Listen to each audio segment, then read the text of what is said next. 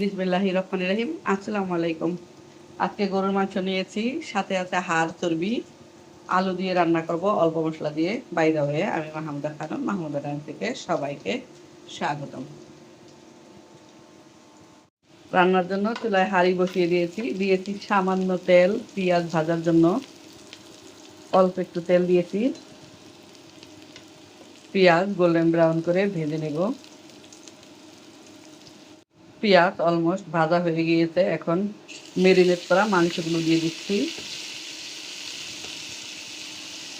আদা রসুন বাটা, হলুদের গুঁড়া, মরিচের গুঁড়া আর গরম মশলা দিয়ে মাংস মেরিনেট করে রেখে সাথে দিয়েছি স্বাদ মতো লবণ।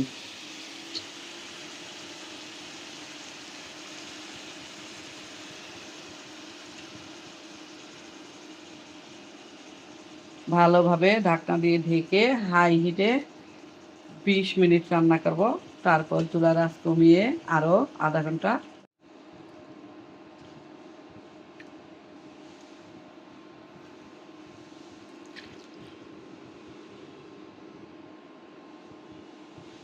ঢাকনা দিয়ে ঢেকে 20 মিনিট ঢাকনা দিয়ে ঢেকে আধা ঘন্টা ভালোভাবে কষিয়ে নিলাম। এই পর্যায়ে দিয়ে দিচ্ছি কেটে রাখা আলুগুলি।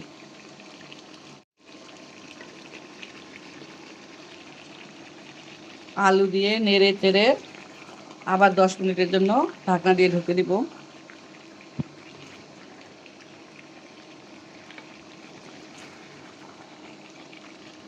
একটু ঝোল ঝোল করে রান্নাটা করব। আলু দেওয়ার পর ঢাকনা দিয়ে ঢেকে 10 মিনিট রান্না করলাম। এখন এর সাথে অ্যাড করব এডিশনাল গরম পানি।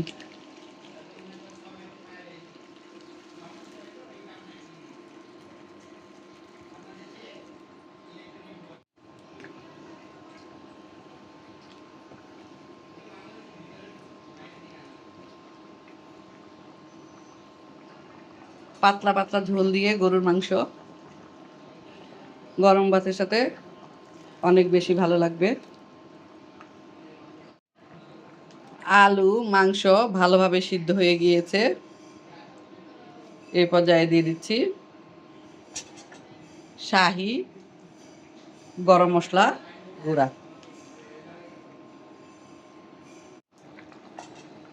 দিয়ে দিচ্ছি জিরা গুঁড়া। জিরা পাটায় তেলে জিরা তাওয়ায় তেলে পাটায় গুঁড়া করে দিয়ে দিলাম। ঝোল ঝোল করে আলু দিয়ে গরুর মাংস রান্না অলমোস্ট ডান।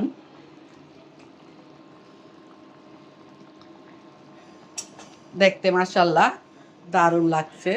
গরম ভাতের সাথে, রুটি পরোটার সাথে আশা করছি খেতেও ভালো লাগবে। সবাই ভালো থাকবেন, সুস্থ থাকবেন। ফিরে আসবো নতুন কোনো রেসিপি নিয়ে।